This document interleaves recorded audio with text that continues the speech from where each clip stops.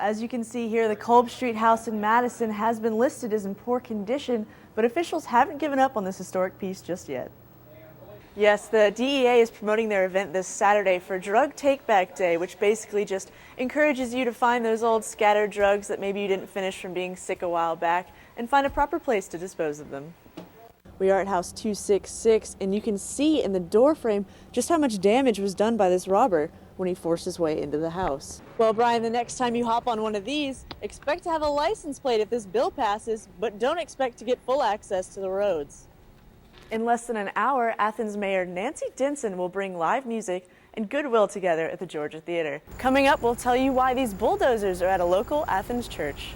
That truck that we just showed you hopped this curb over here and came right through the front entrance, taking it out all the way to the back panels. Tonight, our reporters, June Guan, will have more on a new type of warrant that's being released. It's electronic, and it's saving not only police, but also the county time and money.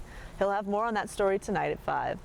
Lindsay Tuman introduces you to a man who is determined to make the sport he loves just one more pickup game at the backyard barbecue. Deputy Man does encourage anyone who has more information on the case to come forward. Representative Rogers has set up a meeting tonight from 6 to 8. You can find more details to that on our website. Live on campus, I'm Taylor Perkins. It took one woman 48 years to get the chance to go to college. Reporter Dana DeFurio introduces to us this woman that overcame a life-threatening illness to reach her dreams.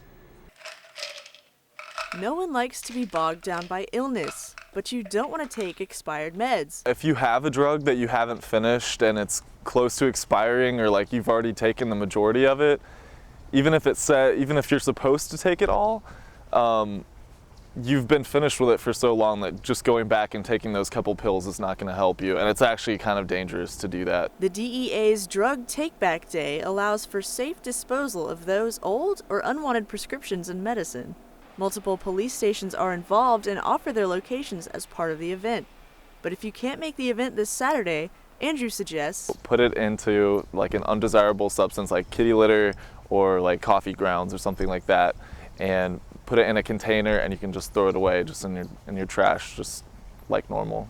The DEA reports that medicines in homes are the #1 cause of accidental poisoning. If disposed of by trash or flushing, they can pollute our water as well. Once they've collected the leftover medications like this, they will be securely transported and sent to specific facilities and then incinerated. New locations are being added daily in order to be readily available for those looking to dispose of their old medicine. The engine starts. The machinery whirs. And the end of an era is at hand.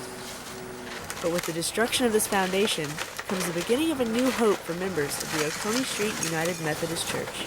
Construction workers are moving quickly to get the job done, but there are some safety concerns when dealing with a church over a century old. The brick veneer actually is not attached to the wood structure very well, so the bricks have been falling off first. We're taking it down section at a time. The church itself is not the only challenge the crew is facing either. If we had a larger site, we could just, knock the whole building down. But this is kind of complicated because the street is so close and the power line is so close. The section they want to clear first is the educational building. Once they can clear that area, they can begin work to replace that part of the building and resume educational classes for children in the community. And while they are tearing down and working towards the future, the wooden paths can still be seen, sneaking through the trees and bricks. A church that was built over a century ago and relocated at that. While the foundation will be new, the history of the church and its members will be just as rich. I end up having to use my bike every single day. I use it to go to work, to campus. Fortunately, I don't live that far from work or campus, so it really doesn't take me that long. If this bill is passed, riders like Rachel will have to register annually or pay a higher one-time fee to legally ride their bikes. I think that especially since biking is helping the environment, I don't think it should necessarily be punished. But then again, it doesn't sound like it's that expensive of a fine. I wouldn't want to pay, but I wouldn't stop riding my bike because of it. Another big concern for bikers is the possibility of road restrictions. Under this bill, local authorities could decide roads just like these are restricted to bikers. I would be pretty upset if I was trying to go my normal way to class and it got blocked off and I had to take a longer